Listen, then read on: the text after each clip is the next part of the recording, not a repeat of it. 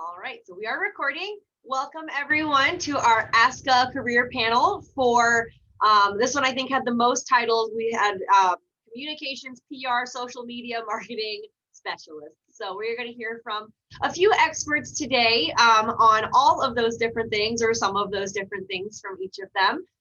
If you guys have any questions at any point, go ahead and use the Q&A feature if you can.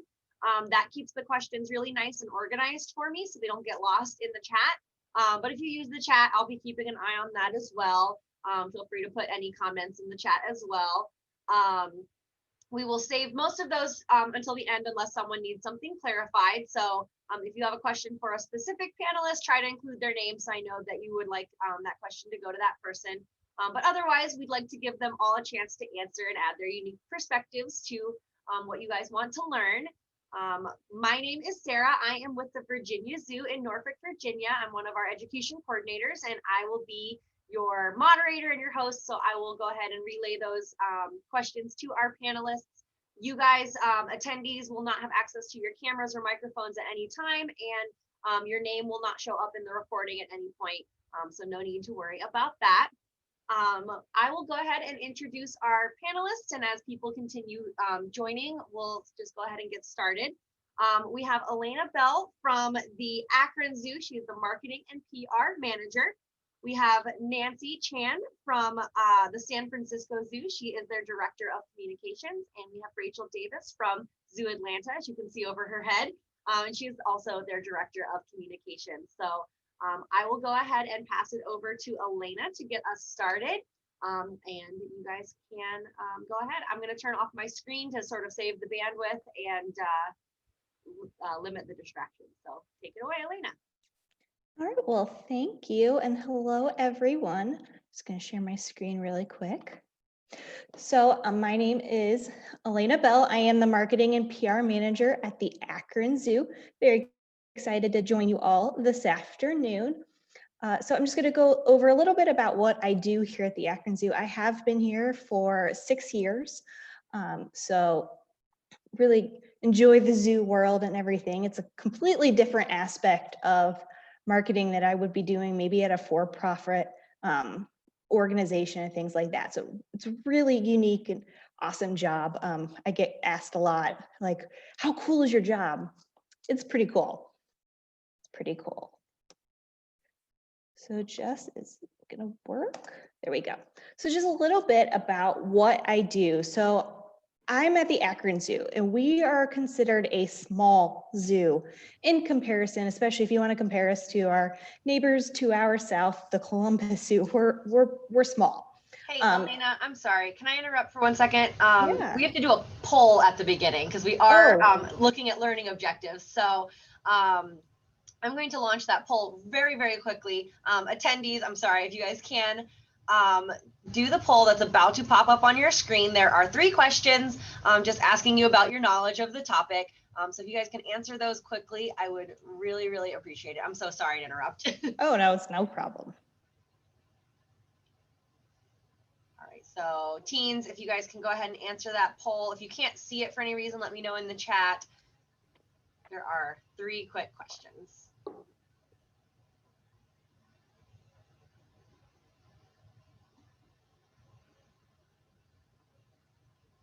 There we go. There's some answers rolling in. Awesome. Thank you guys so much for doing that.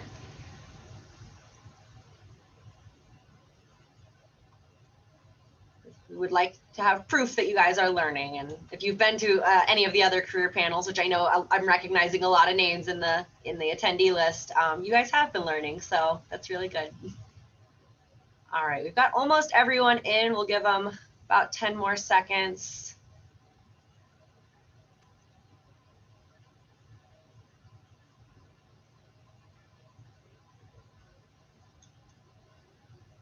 All right, go ahead and put your last answers in if you haven't. 3, 2, 1. I'm going to close the poll. All right. I'll share the results very, very quickly. So as we expect, pretty low knowledge base starting out. And so that just means you guys have a ton of room to learn. So thank you for letting me do that. We'll go ahead and close that, and you can take it away again, Elena. All right. So like I was saying, we are considered a small zoo, so we wear many hats here. So when I go through my job responsibilities, you might think that should be just one job. And at a bigger zoo, it is because they have more to do. So the biggest aspect of my job is social media. So I handle all of our social media from Facebook, Twitter, Instagram, YouTube. We're looking into a TikTok, but haven't made any final decisions on that. So I handle all of that. So from content creation to scheduling all the posts, monitoring it 24/7. Believe it or not, social media is a 24/7 job. People expect responses, even if it's a Sunday at 8 p.m., they expect a response. You're just so constantly monitoring and things like that. I handle all of that. Another thing is I handle our media relations. So I work with reporters, so we have our holiday lighting event starting next week. So I wrote a press release, sent it out, and then I'm coordinating reporters who want to come out and cover the events, take pictures, things like scheduling that. I'll pitch stories to different reporters about different things, and also handles any crisis communication. So really enjoy when that doesn't happen, and things like that. So I will work as the main contact for the Akron Zoo.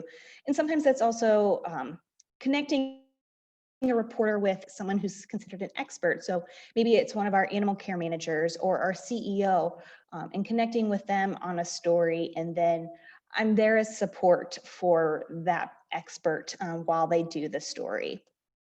I also handle all of our websites, so I keep it updated with all the different information. That has been a lot this year with all of the new information that COVID-19 has brought us. So that has been just a constant, keeping that website updated with all of the necessary information.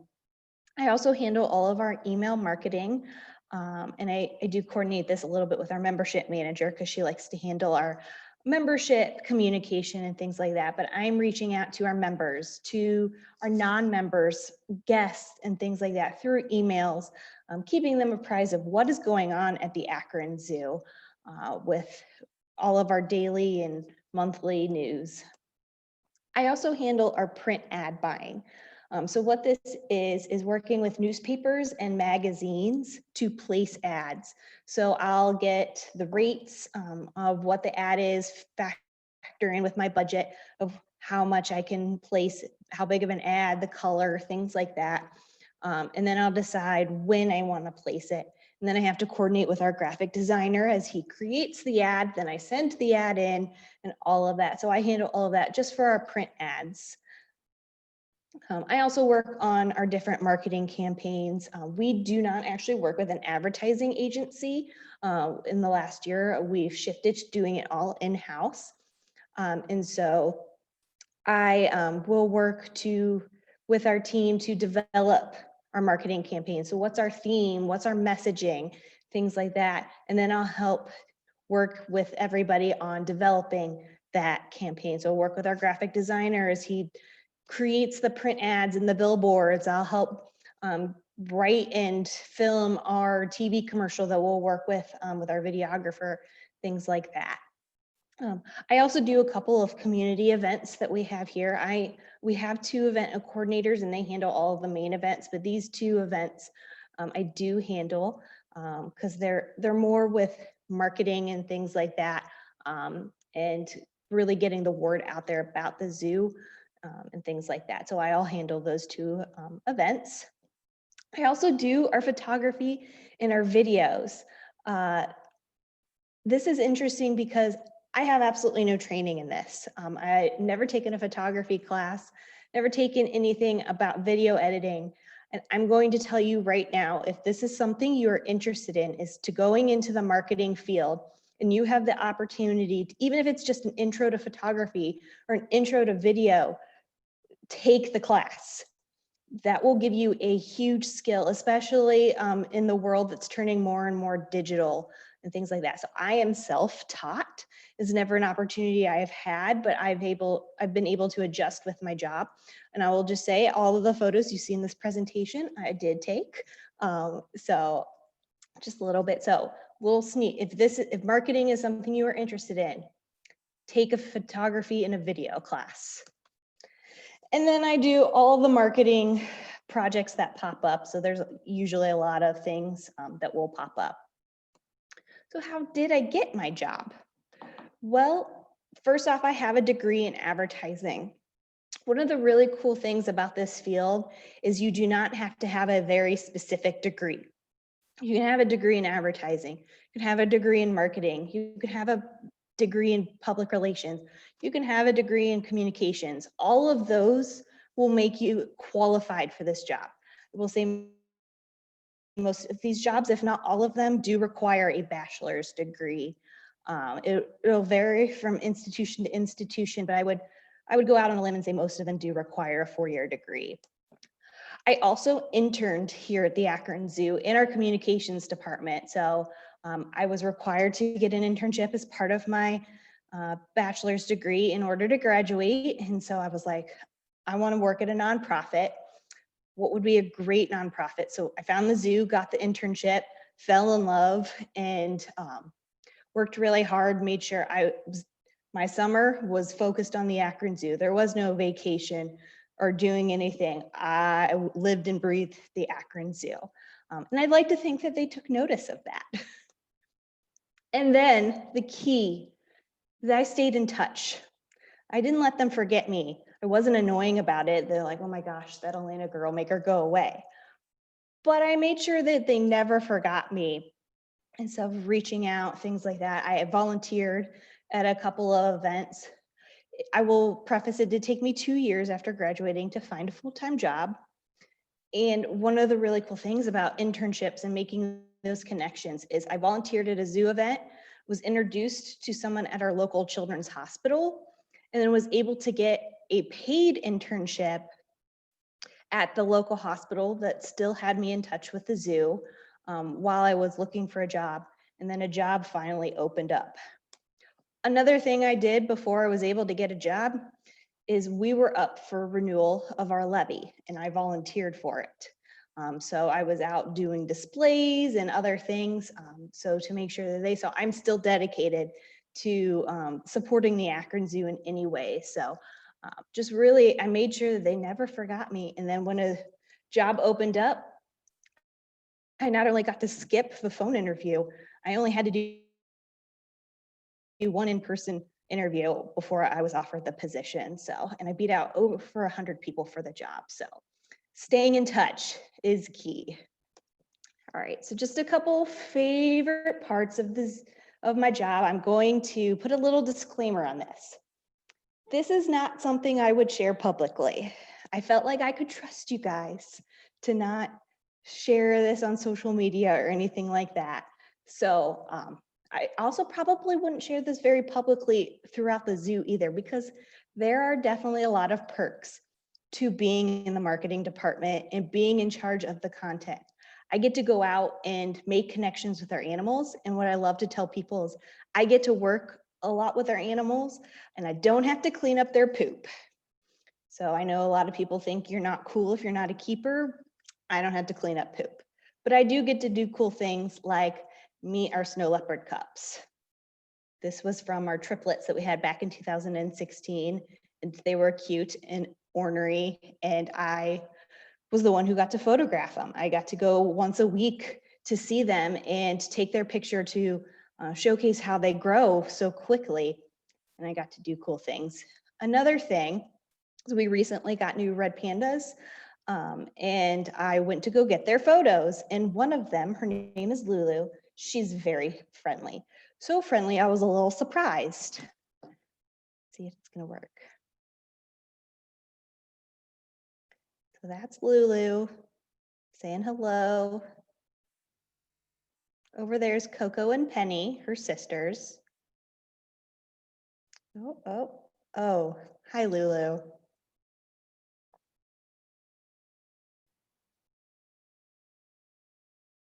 So that's definitely not a normal situation you would find yourself in. She thought I had grapes. I did not have grapes, but she loved them. So when I was in a position, there's a red panda climbing up my back. What do I do? So the keeper had to come intervene and get her off my back. But so you do still get to really connect with the animals and have some fun with them and get up close and get to learn things about them even before other people do. So that is definitely my favorite part of my job. And then there's the challenges. So I hate communicating animal deaths. And of course, that's my job through social media and the media. I'm the one who has to send that out. And it is heartbreaking. We're mourning the animals here at the zoo, all of us, no matter what position you have. You really feel it, especially there are some that are really straight to the heart. Just last year, we were covering our pygmy slow loris. She was pregnant. It was so exciting. We were sharing her pregnancy journey. The baby was doing great. And then something happened a day or two before she gave birth. She ended up giving birth to a stillborn. And I just felt so connected to this baby. I was going to ultrasounds, covering it, and I had to share with the world that the baby didn't make it and stuff. But one of the nice things about animal deaths, if there is a nice thing, is that usually the public is mourning with you and stuff, so that you'll maybe get one or two not nice comments, but for the most part, people, they mourn that death with you. Another thing, when you are on social media, you are living in a world of negativity and you can't escape. You have to constantly be monitoring your social media. You also need to be monitoring other things on social media to see if there's trends you need to follow up on or things like that. So you're stuck and there's nothing you can do about it. It was one of my examples I use for that is over the summer in the state of Ohio, we were issued a mask mandate, and I had to announce on social media that masks were now mandatory at the Akron Zoo. People are so passionate about the masks, how much they hate them. They were just, I mean, it was hundreds of just these nasty comments coming after people, and I had to monitor those and stuff. So it was definitely rough. And so those are the things you just can't escape. Thankfully, I feel like in the zoo world, they're few and far between, but they are there. And then you have a very public role, not only externally, but also internally. People are watching what you're doing. And they a lot of times feel like they have say in what you're doing and stuff. So that's just something you've got to put the hard shell on of people saying, well, you shouldn't have done that. You should do this, things like that. Maybe not knowing the full situation and things like that. So just understanding you have a very public role here at the zoo. So there's the triplets that I talked about. They're adorable. So just a quick of why marketing is important. It is vital to any organization, not just zoos. If people don't know about the organization, they're not going to do anything. So if you want people to come to the zoo, you need to make sure that they know about the zoo. Or if something new is happening at the zoo, you need to make sure that they know about it and things like this. So you're constantly monitoring and things like that. So, all right, and have a super day. I really like my puns. So there is that. Awesome. Thank you so much, Elena.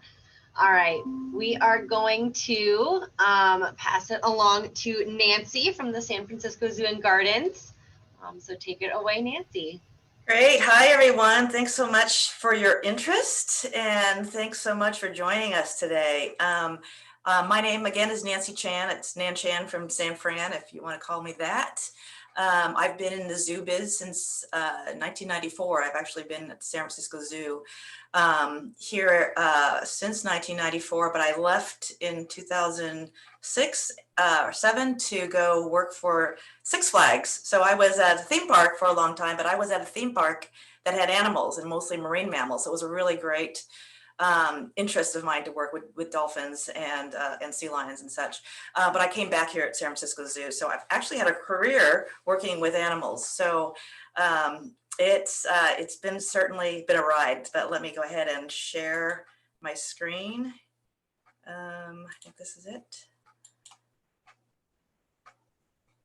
Oops, did that not work? I can see it. Okay, so, It's not in presentation mode. It's just the regular PowerPoint. okay, so how should I do this then? Sorry about that, guys. Exit out of your screen share and then make sure that you're clicking on the right window when you go to Okay. share your screen. It Okay. might go into presentation mode when you start presenting. It's, okay, well, I'm gonna come over here and do this. Presentation mode. Are you seeing it in presentation mode? No, it's still in edit mode. Oh, There we there go. we go. Now it is. All right. I've been doing PR for a long time, so when you want to talk about it, it's really kind of hard to talk about it because, as you know, it's something you do every single day. But it's something that is really something that you can be passionate about. And, and I grew up with this zoo. I would have no idea that I would have wanted to go into this profession at all. But it becomes more than a job. It becomes really, really part of you. I wanted to get into something that happened recently, and then I'll get into what I actually do. And I don't know how many of you have probably heard about this ring-tailed lemur that was stolen from the zoo less than a month ago. It was October 14th. I was actually working from home. It was remotely, and I get a call, and it was someone that said, well, Maki, one of our ring-tailed lemurs, is gone. And I know if you've heard the story, it actually really resonated in this time of crisis when everything else is going on. You've got the presidential campaign, you've got COVID, you've got everything else, and then all of a sudden you've got this little 10-pound lemur that was stolen. So I get to the zoo. They've discovered Maki missing at 8 a.m. So as a PR person, what did I do as soon as I got in? Started gathering the facts. What happened? Police came, got to talk to the police, draft a press release, get it approved.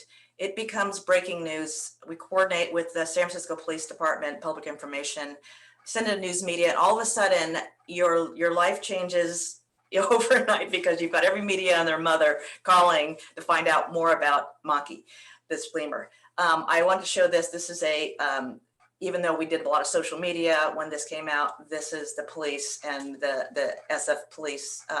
Their post went everywhere. By 2:30, like I said, the news is worldwide and viral. I'm getting calls from everybody, and we're still looking for this poor lemur. The next day, knew as soon as I needed to get in, media are really hungry for interviews. So we respond to the inquiries, and we wanted to put out something new. So we found out we could do a reward, and the reward was $2,100 for each year of Maki's life. So Maki was a senior lemur.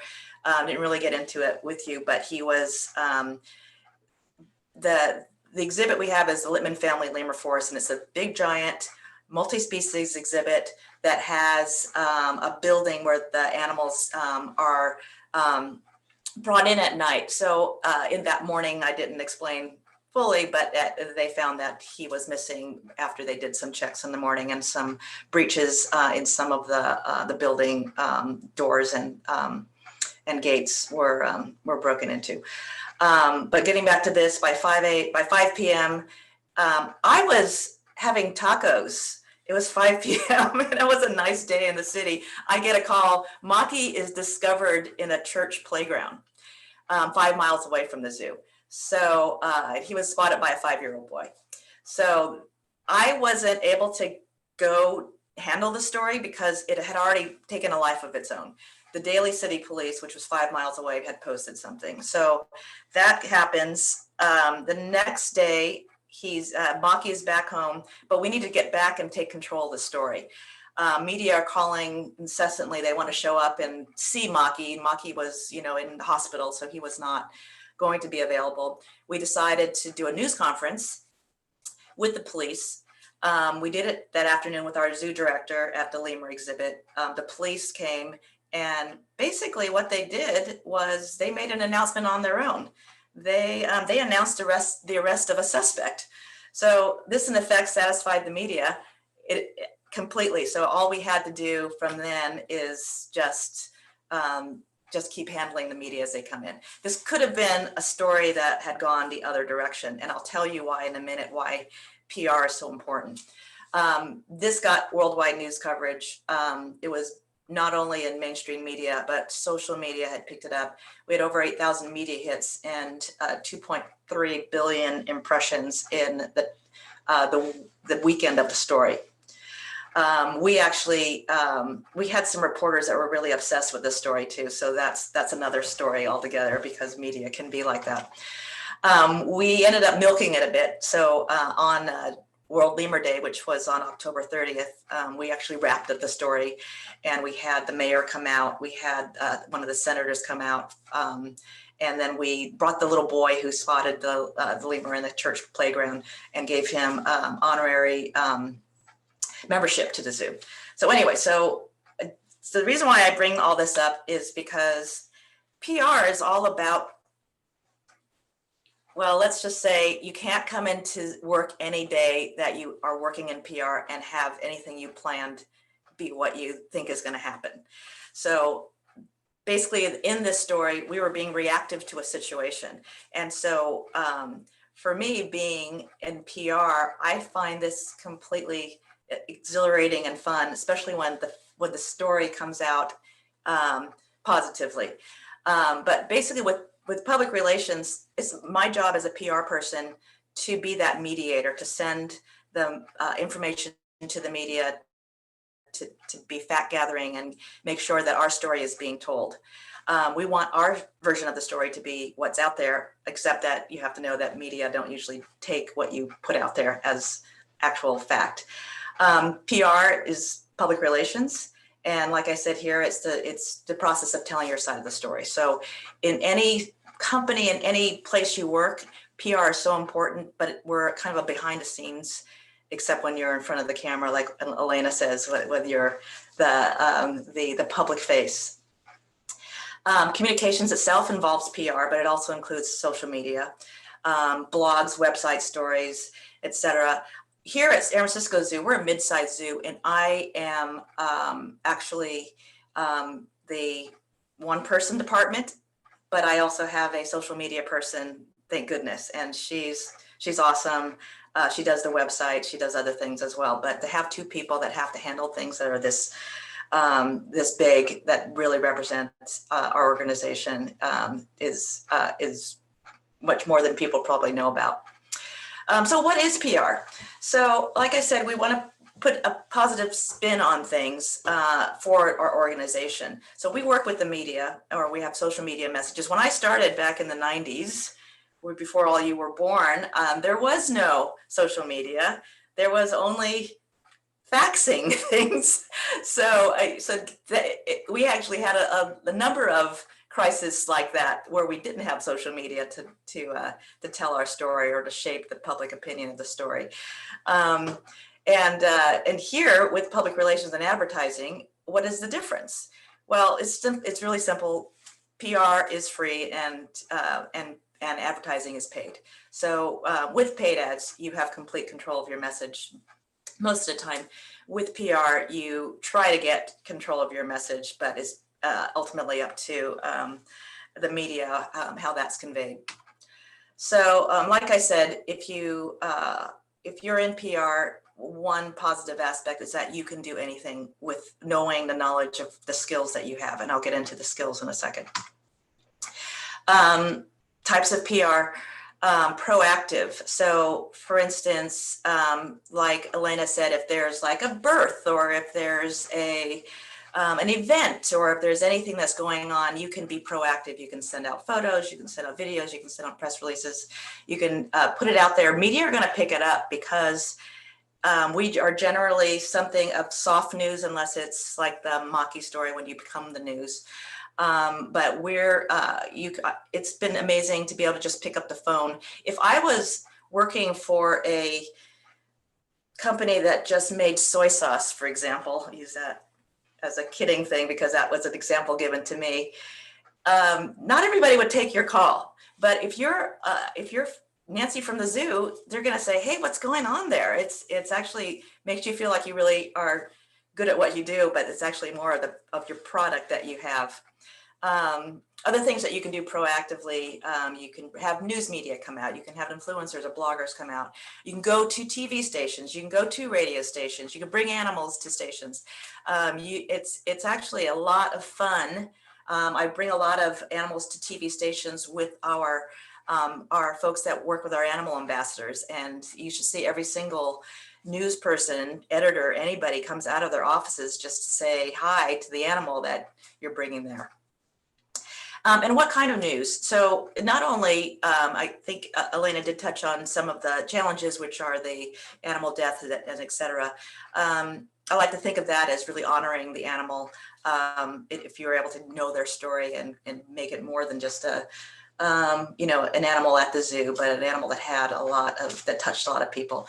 But animal milestones, birthdays, we do a lot of birthday events here, unique medical procedures, like the dental procedure on a tiger is always great news. Animal births, of course. And then when we open up new exhibits or habitats, or we have conservation success stories and things, there's so many opportunities. If you've got a lot of creativity, if you have a great relationship with your folks here, they're going to tell you what's going on and you can turn it around and make it news. Some things last year, for example, we returned 2,000 red-legged frogs to Yosemite Valley, where we had raised them all here. We had a Francois Langer born, and look at how adorable that is. We did a koala naming contest. Here's 4th of July with some of our lemurs. I mean, these things get picked up, and it's just like you feel like you're very successful when that happens.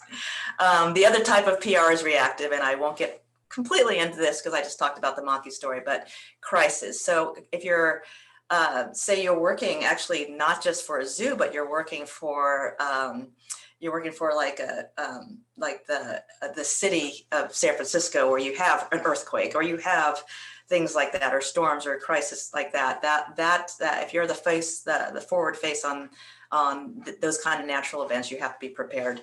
But here there's also business type things and external events. And of course, we never want to talk about, but this does happen animal related with animal attacks, escape, death, injury, theft, which we just went over.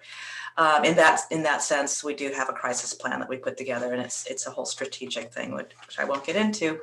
And if you're looking into getting into PR, not in the zoo, there's PR in all fields, so government and community and media and event production and things. You can work in-house as a consultant. I actually started my career in PR as an agency, and I would say you'd like to work probably in-house at a zoo is more fun because you know what's going on. This is probably beyond what you want to know about the 4-step PR process, but there's a lot of research and implementing strategies and things like that, and measuring things that are part of this that are more technical, in fact. So how would you get started in PR? I majored in PR. I wanted to be a publicist for a celebrity, and I thought that was the best way to do it. And that was actually a funny thing because I never did that, but you do get to meet a lot of celebrities, and you see the people that work for them. The story I like to give, and this is probably older than you guys, but there's a time when Britney Spears was going through a really crazy phase where she was walking barefoot in gas stations and shaving her head. She had a publicist, and the publicist was out there saying, "Oh, she's fine." So that is a publicist, which is almost in the public relations reign. Some of the areas of study, like Elena said, photography and videography. I do all my own photos and videos. I learned on the job. Journalism is great just for your writing, English, communications, and some necessary skills. Writing, you have to have a good nose for news if you like news in general.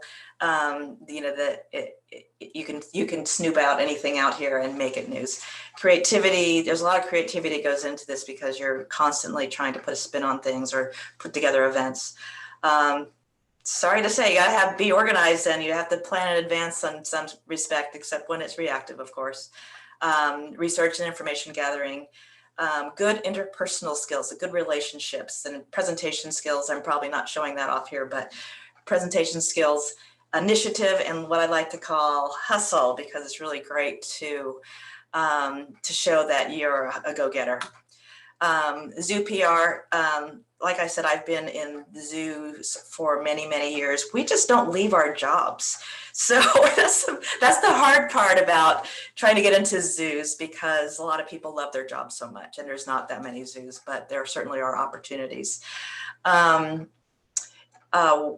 thing I'll reiterate here, no day is the same. So that is just the fun thing about coming in and knowing that you're not having to be prepared every day, and it's fun. Your subject matter is for the overall good. You're doing things for the overall good. And lastly, like Elena, it is about getting to be with the animals. So most fun thing is you're right there with them. Thanks. Thank you. That was so interesting. All right. And last but not least, we have Rachel from Zoo Atlanta. I will let her go ahead and take the wheel. Hey, can everybody hear me okay? Yeah, good. So I'm Rachel Davis. I'm Director of Communications at Zoo Atlanta. And Nancy did such a beautiful job just now of describing Zoo PR. She's a really tough act to follow. But I will add my own insights as to how I got here and how you might get here if this is where you think you might want to be in your career. So at Zoo Atlanta, PR is a 3-person team that is part of the overall umbrella of what we generally refer to as marketing. So within that, we have PR,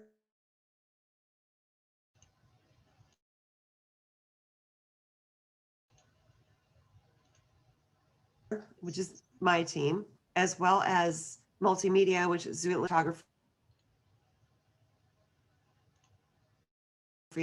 website, and graphic design. So for me, I had sort of an interesting trajectory to where I am today. I wasn't necessarily thinking on this path to start with. I grew up, obviously, well, not obviously, everyone doesn't. Some people don't like animals. Some people don't. Have you heard of those people? I love animals. We all love animals. I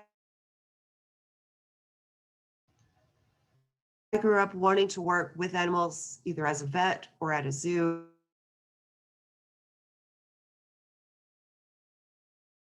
So that was always something that I wanted to do.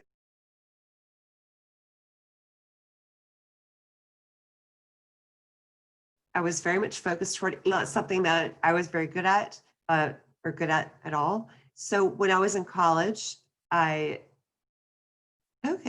give myself a prop or two. I did excel in English. I did very well in that area, but not in science, not in math. So when I graduated, I still was very, very deeply interested in wanting to have a career with animals and with conservation. And at that time in my life, conservation was a new concept for me. I didn't really understand what it meant, what it entailed. So I was very passionate about it. So I had grown up in the general vicinity of Zoo Atlanta. I grew up about 45 miles south of there. So I went there on field trips. I went there with parents. I went there on all of that and thought, oh, I would love to work there. Well, I thought I want to be a keeper, right? Because that's what everybody wants to be. Well, it turned out that, to my surprise, the animal care profession is extremely competitive. It's extremely education-based. It's extremely experience-based. And so, I remember growing up as a kid and thinking like, oh, well, zookeepers, they scoop poop, they do this, they do that. No, not anymore. It's very competitive, very much a professional degree that is extremely focused in so many different areas. And I think Elena and Nancy would both agree with me that, the keepers, that is a profession that is not only competitive, but extremely professional. So I didn't have the background for that.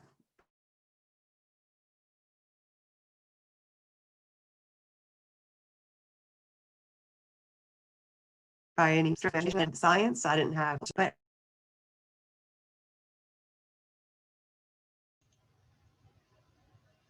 Hey, Rachel, I'm not sure if you can hear me, but you are frozen and it seems to be skipping a lot. So if everyone wants to hang tight for a second, she is frozen for me. I'm assuming she's frozen for everyone else. Okay, we'll see if we can get her back. I'll send her a message in the chat. Oh, no, there she goes. Oh, okay, it looks like you're back, but you are still muted. okay, so y'all just lost me just now, right? Yeah, it was just for like 15 seconds or so. Okay. So I really wanted to work at the zoo, but I didn't have the background for animal care. So what I did, which may make me different from some PR professionals, is that I started wherever I could. So I put my foot in the door.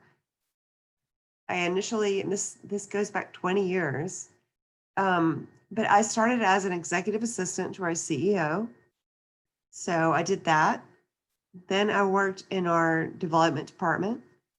Then I worked in our multimedia department.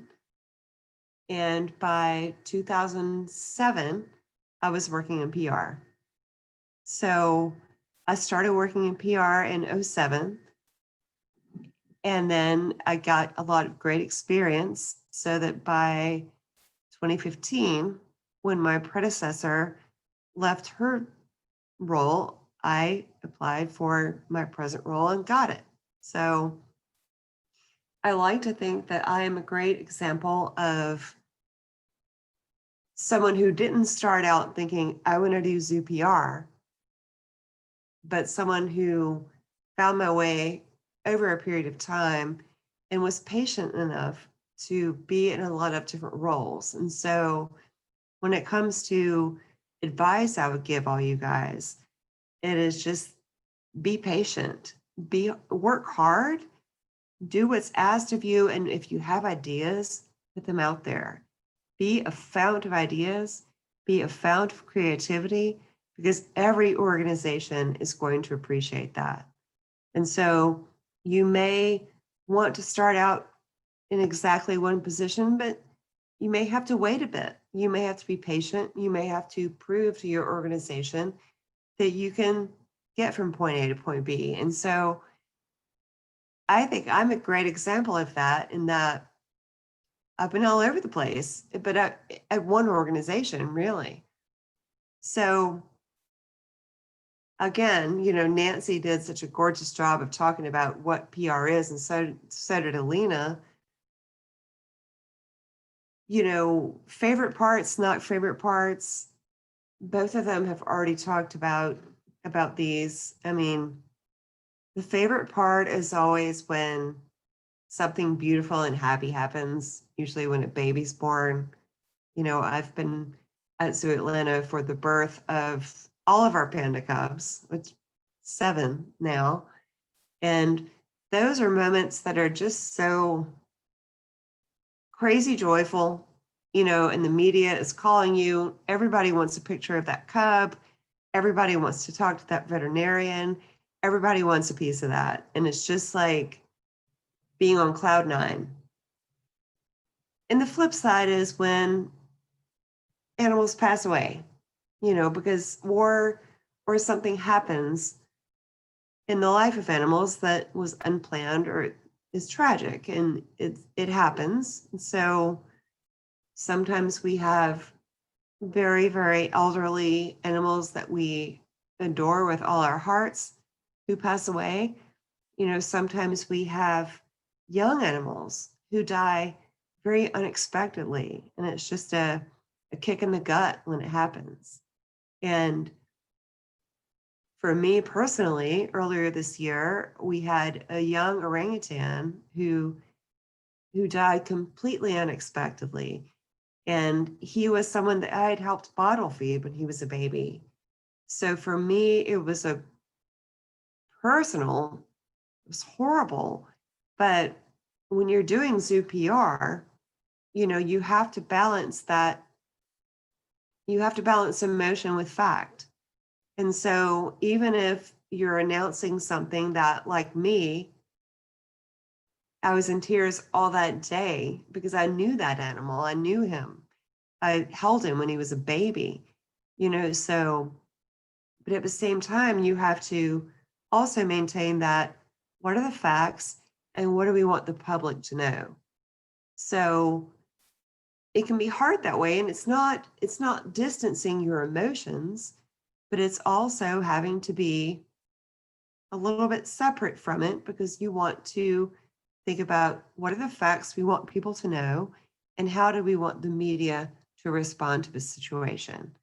So, as was alluded to before, when something like that happens, it's our job as zoo PR professionals to try and put out the narrative that we know to be true out there. Otherwise, the media really is going to do their own thing.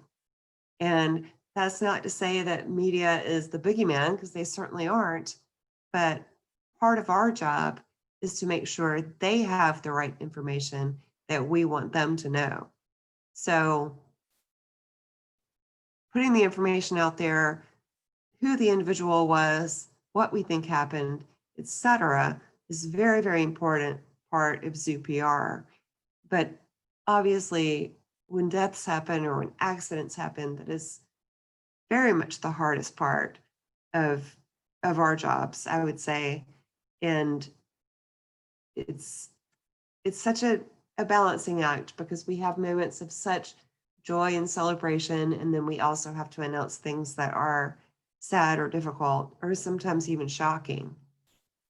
So I think that when I look at, and I think of myself as a little girl who wanted to be a zookeeper, how is what I do important in the great scheme of things? And I think communications are so important when it comes to talking about zoos, talking about animals, talking about conservation, because having been in this business for as long as I have, even 5 years ago, it was different. There were not all these, they're detractors now that they've always existed, but they exist in greater numbers now, and social media gives them a greater mouthpiece.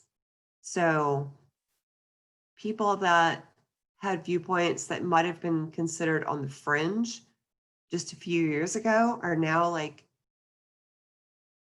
so many more people are listening to them.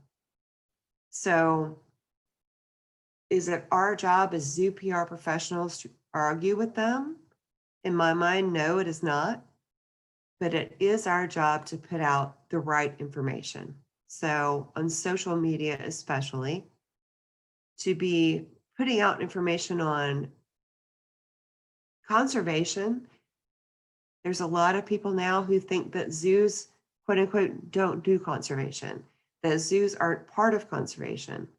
And it's our job to tell people that that's not right, that zoos are a huge contributor to conservation. AZA is a huge contributor to conservation. And our individual zoos are contributing not just with money, but with staff resources, with raising awareness, with other things. And so now more than ever, in my mind, it's incredibly important that we let people know that, yes, we are part of the conservation puzzle, because it is a puzzle. It's something that can't be done. No one can do it alone. And so zoos and partners and others are all part of the bigger picture when it comes to conservation, when it comes to telling our audiences. That is one of, in my mind, one of the biggest roles that we have, is to share with our audiences what we're doing and what people need to know when it comes to what is happening to endangered species and their habitats. So clearly I'm passionate about this subject, but this is what I see my role as being. And it's great fun sometimes. Sometimes it's not, but I always feel that it has great value. And so if any of you guys out there are thinking about using your PR skills, your communication skills, your writing skills for a zoo career, I would say go for it and good on you. Awesome. Thank you so much, you guys. That was really, really wonderful. 3 very interesting, similar but unique takes on your job. So thank you all so much for presenting.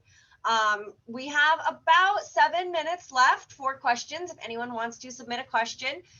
We had one question from Ayana, and any of you can answer this one. What is the line, in your opinion, between maintaining the zoo's image and avoiding spreading unnecessary information? How do you decide, I guess, like how much to share? I can answer.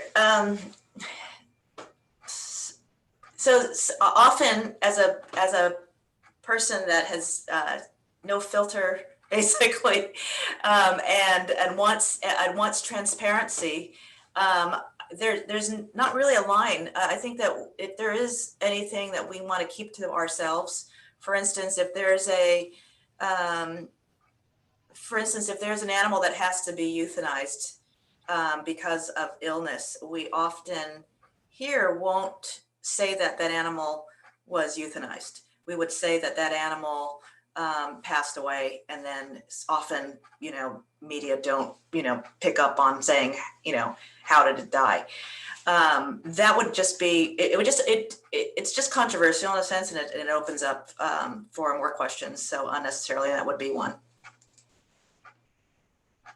And to tag on about the images, just trying to give straight images, like don't Photoshop images. It's not a good idea.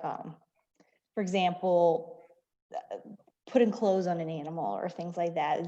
It doesn't resonate well with people and stuff. And there's actually a lot of research out there about what photos work and things like a lot of animals looking directly into the camera, things like that. Believe it or not, the nose, getting the animal nose to be the biggest part. In my presentation, I had that jaguar picture. Every time I've shared that picture, it gets a great response. So yeah, so just trying not to distort what the actual photo is. And here at the Akron Zoo, we also try to avoid like behind the scenes areas, especially in photos. Like sometimes we'll share in videos when we can explain what is happening behind the scenes, but there's going to be a lot of those zoo detractors who, oh, they're in cement. Oh, look at those bars. They're not understanding what's going on. So we always try to make sure our photographs are in a nice, like natural setting and things like that. Yeah, that's definitely something that we talk about a lot at Zoo Atlanta too. So we even talk about it I talk about it in our new hire orientation when we have new people start. So one of the things that I always tell people is what I call the right click test. So if someone can right click on a photo and share it for other than what we intended, then it might not be a good choice, because we also we share a lot of behind the scenes content on Zoo, Facebook, Instagram, etc. But we do get, people that are like, oh, look, it's a cage, it's horrible. And, we find that the more popular a video is, the more likely that is to happen because it's drawing more people in. So it's not a problem that really has a solution just yet, but at least I know on Zoo Facebook, we are able to get in there and add that context and say, well, this is not the gorilla's habitat. They live in this habitat during the day. This is just for a night area. It's definitely, we find that people either, especially in this era of social media, where, and I'm sure you guys, Nancy and Alina too, you have followers that have maybe never even been to your zoo. I mean, we have tons who've never even set foot at Zoo Atlanta, but they follow us. And so how do you make sure people understand that the difference between those two environments, or you make decisions about what kind of imagery you do show, you know? So it's definitely, I mean, we could have a whole other panel about social media, I think, because there's so many interesting things related to it. But that is definitely something that we encounter. Now, I do know when we have an animal who we know is doing very poorly, it's usually a geriatric animal, we will typically release a communication that just says that this animal is in guarded condition. And then we'll follow up. But there's not always that luxury. You know, sometimes we have, like the orangutan I was talking about earlier, things that are just very unexpected. But when we do try to discuss euthanasia to the extent that we can, and try to explain from our veterinarian's perspective why a decision like that was made. A poor prognosis, an animal who was in pain, etc. So back to the question of transparency, I know we try to do it to the extent that we can, but you also don't want to go out there with information that you don't know to be true. So if you have a developing situation, like heaven forbid, a gorilla is running around your neighborhood, I mean, that would be kind of horrible. Certainly I would want to hang my hat and walk away from that, but you don't want to release information to the public that you don't know to be true. But I do think it's important to say, general public media, we want you to know about this, and this is what we know, and we will keep you apprised, and then continue to provide those updates. Yeah, definitely. Facts, but positive facts as much as possible. We definitely deal with that in education. And I'm sure if any of you teen volunteers do guest education, you know a little bit about that as well. We are at 5 o'clock, so if anyone needs to go, you are more than welcome. And thank you so much for joining us. We did have one more question that I would like to get out there, because I think it's just good life advice anyway. And we'll keep recording past 5 o'clock. This last question is, obviously you all know what you do is important, but at the end of the day, how do you shut the negative voices of the media out? And while you guys think about that answer, I'm going to put out the closing poll. So before you guys do head out, if you could answer that poll, take a couple of questions, tell us if you've learned something, and then our panelists will let us know how they keep the negative voices of the media out. I can tell you that having been in this media market for as long as I have, for 25 years, they're people too. I mean, and a lot of times the media are just trying to get their selves out there to prove their points, to be the first one to get a story out. But at the end of the day, they're just as being just the pushy. They're just being whatever they want to be for themselves. I personally never take anything home. I had 3 dogs. 2 of them are puppies. I don't have time to worry about what the media thinks. It's a new day the next day, and and then you've got where Elena's not a keeper picking up poop. I'm a person at home picking up poop. So you just don't take it home with you. Also accepting that you can't. You can't make everybody love you, and you can't stop the negativity. It's gonna happen. in the media, and especially on social media, the trolls are everywhere. What you can do is just you make sure they see the truth. You put the truth out there as much as you can, and that's all you can do. A lot of times your followers will defend you and you don't even need to do anything. So that is key. And also establishing connections with your local media. You're going to get more from them than you are with ever nationally. So don't ever worry about the national media. Focus on your local media and establishing connections. A few years ago, we were in the sights of PETA.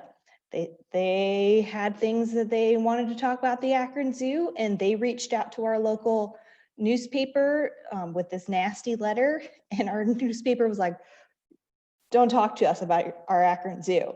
We're going to go here and publish a story from the Akron Zoo's perspective of your letter. So having that connection with the local media, we were able to stop a negative story even before it happened. So just knowing your truth, accepting the negativity is going to happen, and establishing those local connections are very important. I would totally agree. And I think, to your point, Elena, I think keeping those local relationships are really, really important. Because one thing that we have observed and is when someone like PETA, PETA, elephants are a big hot button issue for PETA. We have elephants at Zoo Atlanta.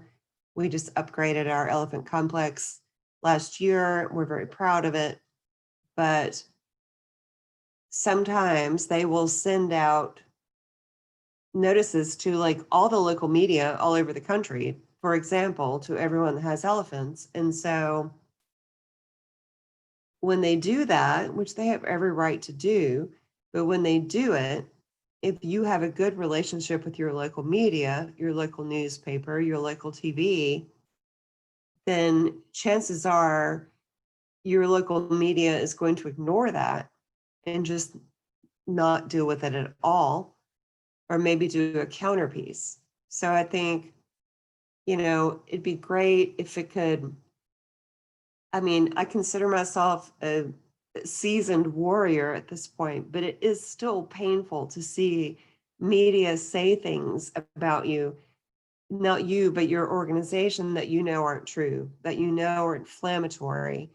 And it's human in us to want to hit back, or to want to be upset.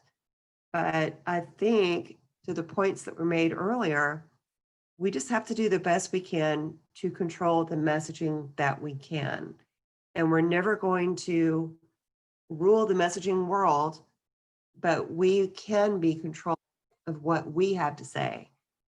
And there's always going to be others who are against us, who are saying counterpoints. But as long as we are putting out what we want to say, then that's the best that we can do. And I hope that doesn't sound defeatist. I think it's something that we can continue to do, but it's not perfect. There's always going to be audiences, and gosh, especially in social media, good heavens, they're going to be saying things about us and just, and all we can do is put out the messaging that we know we want out there. Yeah, absolutely. And I think at the end of the day, and you guys can totally, argue if you disagree, but I think at the end of the day, we have way more supporters than we have people who want to fight. And I think people really do love our animals, even if they don't understand that we do a lot of conservation and everything else bigger. People love the animals and they love hearing about them. And so I think I speak for everyone and I say you guys have a very important job. And I actually, Nancy, I'm sorry, I don't follow the Francisco Zoo, but I will now. But I know Akron and Zoo Atlanta do a wonderful job, and pretty much every zoo I follow is just a blast to follow. So we started out with 3s and 4s for our level of knowledge, and we have solid 7s across the board. So you guys definitely did teach everybody something. I know it's a very big and complicated job, so I'm sure they can learn more. So to all of the teen attendees, if you would like to get in touch with any of our panelists, reach out to your supervisor, who can then reach out to me, and we can get you in touch with whoever you want to get in touch with. But you guys also have communications people at your home zoos that I'm sure would be happy to chat with you as well, if you would like to learn more. So thank you all so much for joining us, panelists. Thank you so much for sharing all of your knowledge. That was really, really amazing. I hope you all have a wonderful afternoon or evening, and a great Thanksgiving next week. It has snuck up on us, but everyone have a great holiday. Thank you and have a great night.